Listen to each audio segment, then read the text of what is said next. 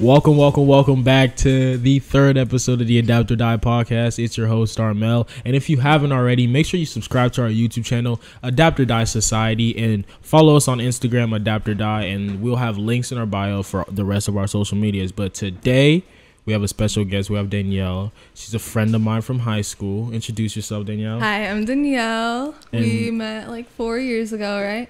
Four back, you know, them tough high school days. Oh, we can say that now. We can say we have old high school memories, but we're gonna be addressing something that's very personal to Danielle and something she's passionate about, and also me as well, and that is exercising. But we're not just gonna talk about exercising in the sense of weight loss, because let me just tell you straight up right now, that is a false image. That's a false marketing of how the benefits of exercise. Like, yes, exercise is good in terms, if you're doing a weight loss process, it can help you speed up the cycle, but it doesn't directly correlate to weight loss. If you don't watch what you eat, if you're on that path, exercising is not going to be as beneficial for your goal. But we're going to talk about all the other great things about exercising, not to be a Debbie Downer, but what got you into working out? What got you into, if you don't know, she's a competitive lifter, but just tell us a little bit about that. Bikini bodybuilder. Oh, hey, I don't know everything. Some people might think I like do powerlifting, and they're like, "Damn, she's small." she's swole. But no, bikini bodybuilding. So about my sophomore year, I was at 16. I got into lifting.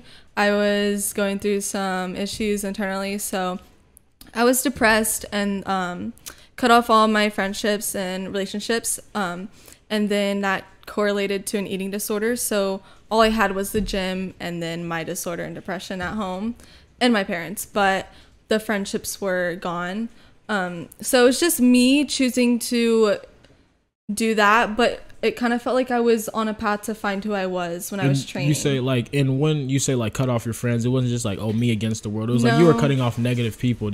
Because like we can all be negative towards other people, and although they're not negative people, for me in my life and the period in the time I was at, they were negative for me to be around, because I was at a toxic place, and like doing the things I was doing was just gonna make me worse. So me cutting them off meant me cutting off things to make myself go a different direction in life. And it wasn't towards them. It wasn't bad for them. It was just me choosing me. And to make this clear, and it wasn't like you didn't get into like lifting, working out because of like your physical appearance, more of that. It started because like internally. A mental thing internally. Like we're saying, like you were going through depression and everything like that. So just to make it clear for everyone out there that it was more of a thing, like you found exercise as an escape from that negativity in life.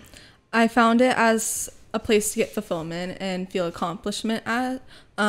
Before that, I didn't really have any direction. I didn't accomplish much. I dropped out of volleyball, and all I did was enjoy like parties and stuff. So there wasn't any direction. I didn't know who I was as a person.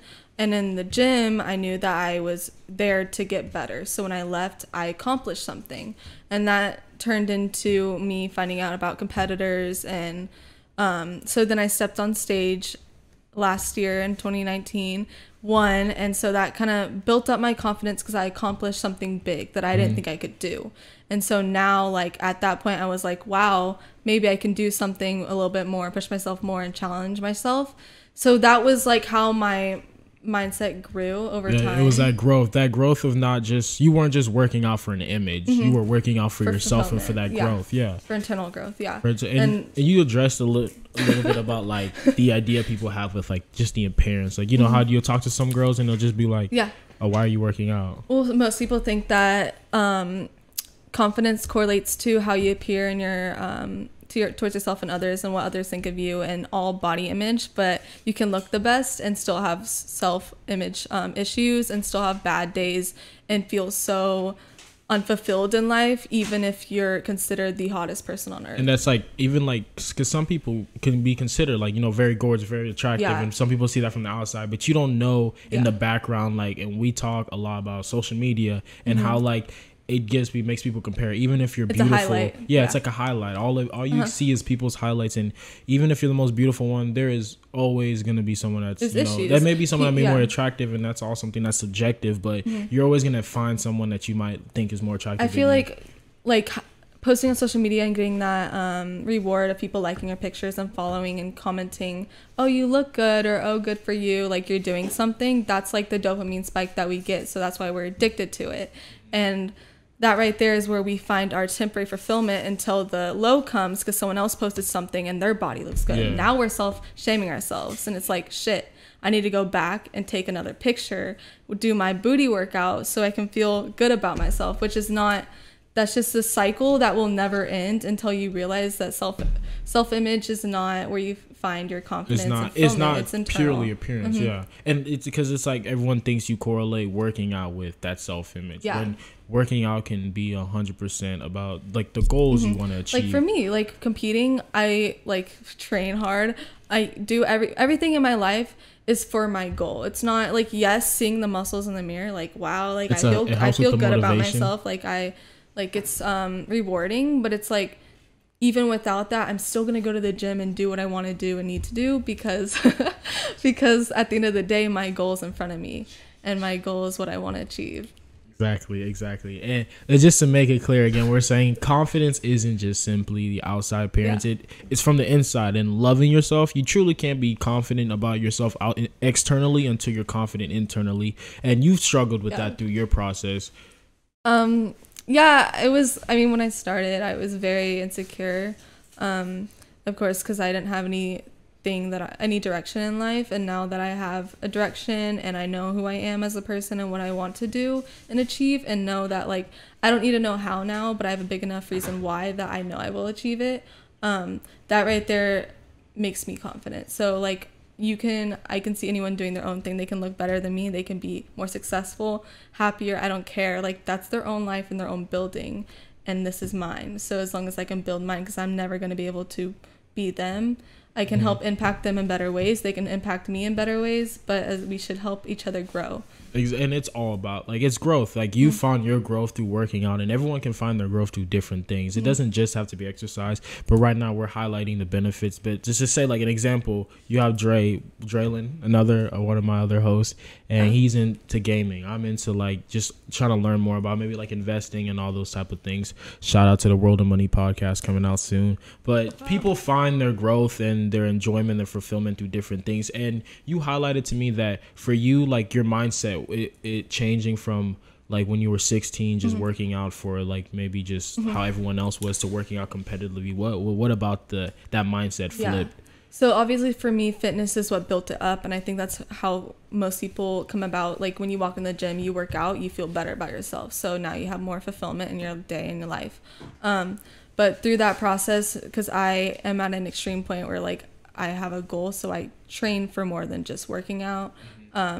That's where I find my fulfillment through my day. That growth right there, and it has impacted me not only in the gym, but in all aspects in life, and like my career and what I want to do and who I want to be towards other people. The gym impacts me in a very positive way. How can I impact other people in a positive way? How can I help them grow? How can I help myself grow? And I don't know if you're into reading books, but I love. Hey, I'm gonna make this announcement right now. I got. Let me show y'all. Okay, show us. Let's see what these two are. We read books around here, people. What's this? These are all financial books. We're gonna get it, the Smart Intelligent Investor, but just in general, just to highlight the point. To highlight the point. Read books. But so I like mental health is the one I'm reading right now. It's based off that, and so 3 words. This is something that the book teaches the people who read it to do. So you pick 3 words that describe yourself now, and 3 words that describe the person you want to become. And so when I pick those 3 words, I think of intent, outwork, and impact. I want to impact everyone in my life. I want to live with intent through all the things I do every day, and I want to outwork people and outwork my past self. And so those 3 words I live by every day. And at the end of the day, I want to be able to say that I did each of those. And if I did, that's where I find my fulfillment. And although like our identity shouldn't be based off what we do and self-image, obviously, and how much we have accomplished throughout the day or a thing, like I identify myself with the gym. It's not a good thing, but that's the point I am at in my life. And so if I can, we're like, and you're saying like, since, not to say like I said, like everyone has a different thing. It doesn't have to be just to be the gym. You can find your own, but also advising that you should diversify the things you're into. Yeah. Like. And then when you find, your identity is so much more than what you do or your interests and your hobbies. It's who you are as a person, your soul. And so that's why when I live by these 3 words, I feel like I'm growing and finding more about myself and who I am created to be. What were your 3 words again? Intent, impact, and outwork. IIO. IIO. You know the acronym for it? Well, yeah, because I was like, well, like I need to make sure, like I can't just, like this is who I want to become. Yeah. And I want like automatically those are the 3 words that came to mind. And I remember about a year ago, I wanted to be known for my hard work. And it wasn't necessarily in other people's eyes, but more myself. I wanted to know that I work hard every day and that like I can die knowing that I am who I want to be. And I reached that point. Like if I were to die today, I'd be the happiest person on earth because I'd be everything in my life. You were just true to yourself. What, like, and I think like when you're saying like, oh, exercise and being like your only thing, well, you got to look at it deeper than that. You have the ability to exercise. It's made me who I am. It's made you who you am, but not just in a point of like you're only searching for results. You're finding pure happiness and finding that fulfillment in anything, but also taking time to study like your mental health, reading books on that. That's also another big thing we promote here. Yeah. And it's, for me, when I like accomplish a goal in the gym, it correlates to like now I'm ready to accomplish a goal in my career and in a university and education. It's just all these aspects. And you have to find your hobby. And once you find it and it's going to impact you in a growth way, you're ready to impact other people and impact yourself in all these other directions. Exactly. Like you can't, like you were saying, like focusing on yourself will help other people more because if you're truly happy inside, you give out that positive energy. You can't impact other people in the most efficient way that you want to if you're not happy with yourself. Exactly. That's like, why it's like putting that, like you're putting on a fake smile, but in reality it's only hurting you more. You know what I'm saying? And there's other people out there that care about you, that want to see you happy too. Like it goes both ways, kind of a way. And talking about like you're doing it for yourself, like you're saying like you had that eating disorder and it didn't reflect directly the mindset you had. Can you talk about that more? So like the eating disorder that I had, it was more of just internal conflict, and it wasn't necessarily towards I want to show people how small I am. It was more like it was me not being able to eat was a sacrifice that I made for myself. So now I am higher up in life and now I am accomplishing more, even though that's not true, but that's how I felt. So when I was able to finish a workout and eat as little as possible, I just increased my level of confidence, even though at the time that's such a negative way. It wasn't the way to actually build self-fulfillment and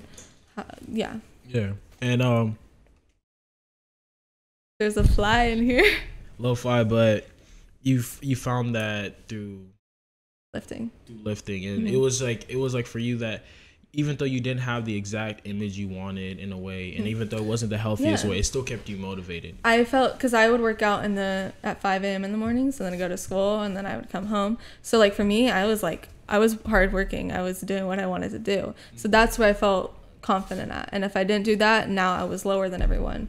And that for me, that's when I was insecure. So like for most people, because it's a self-comparison on, like most people compare their bodies, I compared how much I achieved in my day. And like now I don't look at anybody else's building or what they're doing or how much they accomplished in their day, because this is my life and I might do it a different way. Facts on facts on facts. Like we need to stop worrying so much about what other people do. And in the age of social media, that's what social media tells us to do. Yeah. Like you're worried about, oh, what did this person post, or what is this news? Like you need to stay informed, of course, but when you just are we're overpresented so much information that's unnecessary. Like, not to like bring in politics, but you only watch one person, or if you only watch the news, you only have their point of view. It's not your point of view, it's theirs. So you're influenced by what they say. You think you believe what you believe, but you're listening to them, so what they say influences you. And on social media, you only see what the person posts. You're influenced by the only thing that they post. Exactly. That is it. And we're back. Had a little pause and break.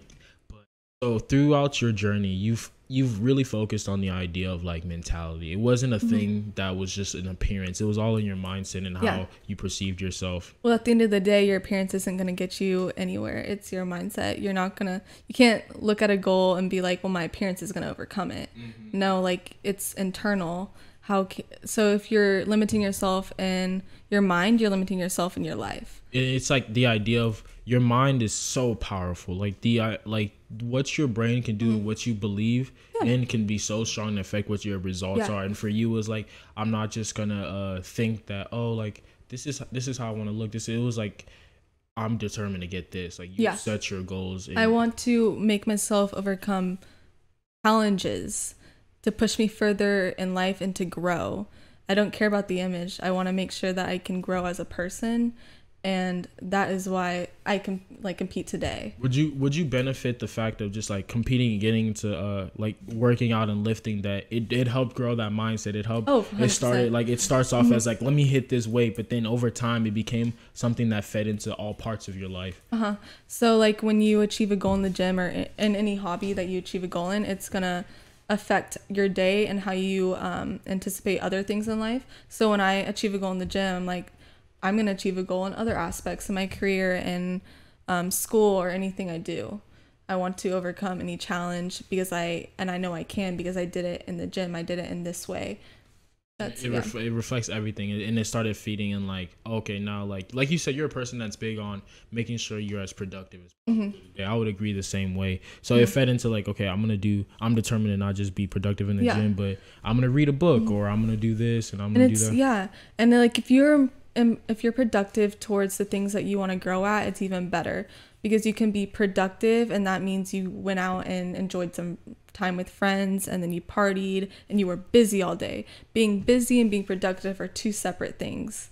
I would 100% agree, because sometimes you feel like through your life you're always busy. People feel like they're always like consumed by they going out or something like that, but taking the time to just step back and be productive in terms of like a personal goal, whether it's want to learn or whether it's just something that you just want to improve yourself at. And I think that's so important, to have like knowing that difference between being productive, being busy. But so I want to really ask on the question, like when you're talking about the mindset, how difficult was it for you to keep a strong mindset even though your physical image wasn't reflecting where you wanted to be at?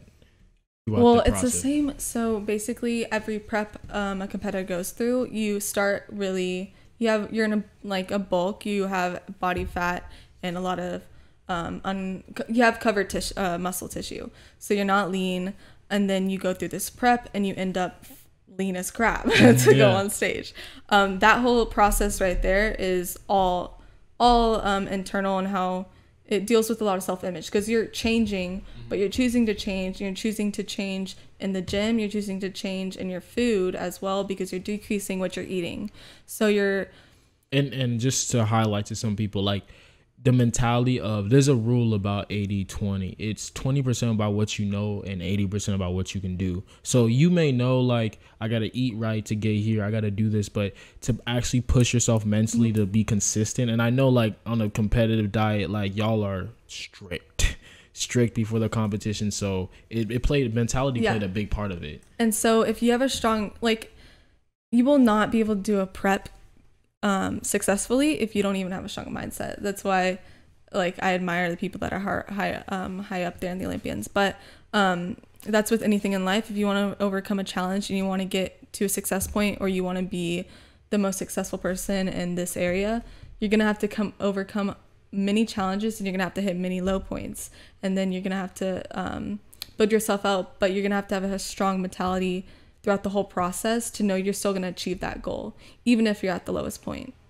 Yeah, it just helped a lot. I feel like through that process, it was more like the adversities you had to hit were more mental than physical. 100%. Yeah.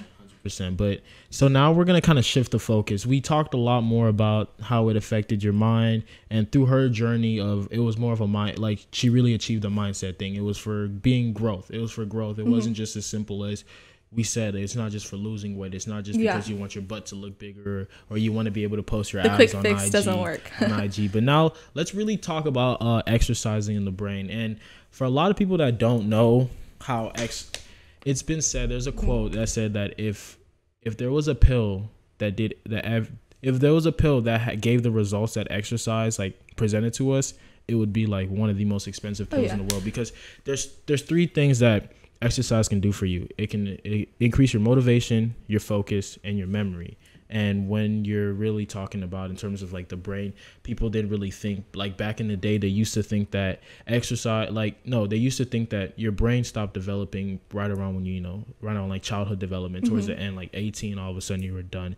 But it's starting to seem like in a lot of research, they're seeing that your brain continues to grow, and what helps it grow is exercising. And that's the idea that I say that exercising was marketed wrong to us. We always were fed the idea that it was a thing for losing weight, only specific losing weight. Every time you see one of those things like, oh, go do P90X, go do this, go do that, like there's so much more to it. As I did Danielle address, like with confidence and with just like your mindset and helping you become a better person and grow. You want what's acceptable towards society, and if that is a skinny waist and a big butt, then that's what we're going to go for, because then we're going to feel more confident in the dopamine spike. It's kind of crazy. It was marketed to feed towards people insecurities, and the science was behind on that too, because before they would just give pills, because if people don't understand what happens whenever you're depressed, or which the benefits that exercise has, it can help people through depression. It can lower your risk of having Parkinson's disease. It lowers your risk of having Alzheimer's disease, and it improves your memory. And all that happens because of three neurotransmitters, and these dopamine, sorry if I butcher this, norepinephrine, and serotonin. All three of those things are, whenever you're depressed, whenever you're down, or you're not in the mood for something, it's usually because of those three things. And what exercise does is it boosts all three of those instantly. And you talked a little bit about dopamine. She brought it up. If you don't know what dopamine is, it's what consumes our lives. Like dopamine, it's your dopamine searches for a reward to motivate you. And those are labs shown. Sorry to interrupt you, but those are labs shown that they canceled the dopamine receptors from rats, and they were completely like, they wanted to kill themselves. They were depressed. Like, that's how powerful, when you hear dopamine, like you understand it truly is powerful. It's the reward center that makes you want to get on your phone. It's the reward center that makes you want to eat food. It's the reward system. Why people are addicted to drugs, addicted to the highs, addicted to the reward of followers and likes, because it all spikes that dopamine. It's all a reward that keeps you motivated. And that's why it's important to recognize it. Yeah, it's important to recognize it and find things of dopamine. Because you truly don't want the followers. You just get the dopamine spike. But you can get that same spike if you accomplish a goal for yourself, or in the gym and anything like that. Exactly. You can make it positive and healthy towards yourself. Exactly. That's exactly what I was going to address on that. Though when we're addressing it now, it's not a scary thing like, oh God, how do I get this dopamine out of me? Like, no, you need it to survive and to live. It's what keeps you going. But you can take that dopamine release through you can get that dopamine release through something positive, like exercise, instead of how now a lot of people are treating depression, like a lot of these diseases with exercise, not because of not just because of the physical, like we talk about. It's more of like what it helps with your brain, and it really does. And in terms of your memory, when we're talking about this, the norepinephrine, hopefully I'm saying that right, it affects your attention. So whenever you exercise, that boosts up, and it also increases your memory. That's a lot of the things. Like, you'll hear a lot that people that exercise often are able to learn faster. You may not really think that. You may have the wrong idea. Try it out with me. You may have the wrong idea with jogs and everything. You may have the wrong idea with jogs, but I think that it really is true, because your brain is a muscle. Like, let's not forget the fact. Well, yeah, and I think the thing with, like, you said jocks, right? Yeah. Well, I think it's more of like, if you're training intentfully and like you're training to get better for yourself or for a goal, then that's when you grow.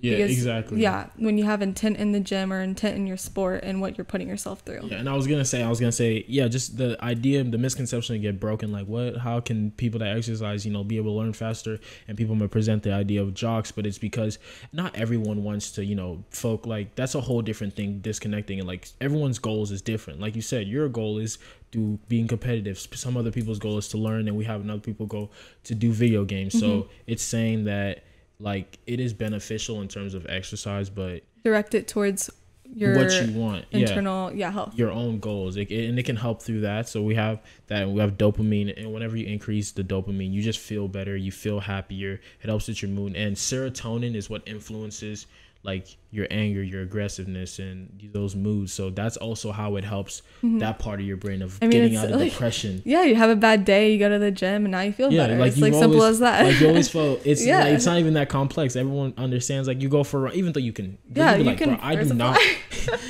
That fly came back, people. But even though you do not want to hit the gym, sometimes it's not every day, but towards the end, what kind of gets you going is that you're gonna feel good after, and it's that dopamine you're getting. It's that dopamine, it's the serotonin that's giving you the motivation, the reward, the fulfillment. The motivation to want to keep working out, and the motivation of feeling better like afterwards.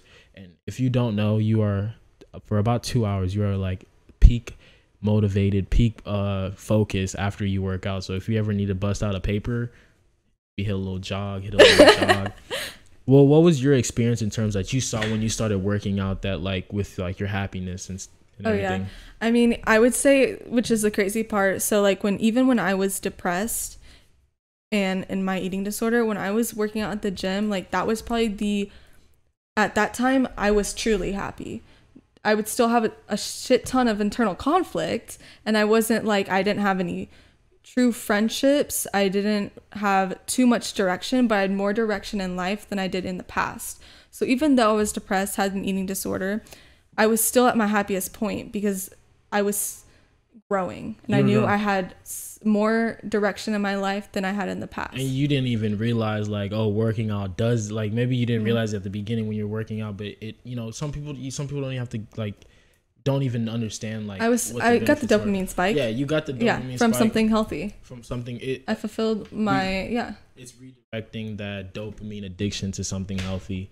And I mean, the whole conversation of is there good addictions and bad is a different topic. But I think we're going to conclude there that we really did learn a lot today. I learned a lot from Danielle in terms of mindset, because I learned a lot from you too. I like that 80% 20% thing. Yeah, 80% 20. That rule applies to everything in life.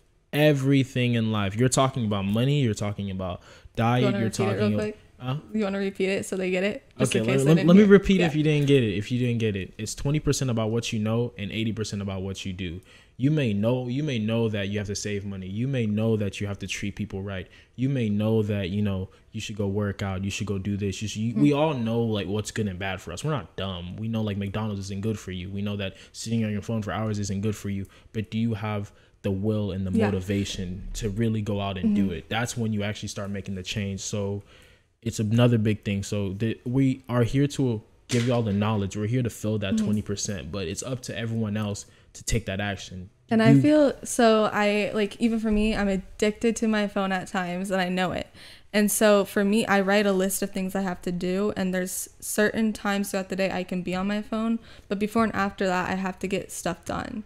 And so I think that will help people, because you can't just tomorrow I'm not going to be on my phone. It doesn't work like that. Definitely. Thank you for addressing that, because it sounds like, okay, you just want me to just get up and, go do this. Like there's we're going to address this deeper into terms of like the power of free will and the power of just like willpower. But there's also putting those markers, those helping hands, those like baby wheels to help you get to that point where you can be independent without like maybe riding. I've been using baby wheels for a while.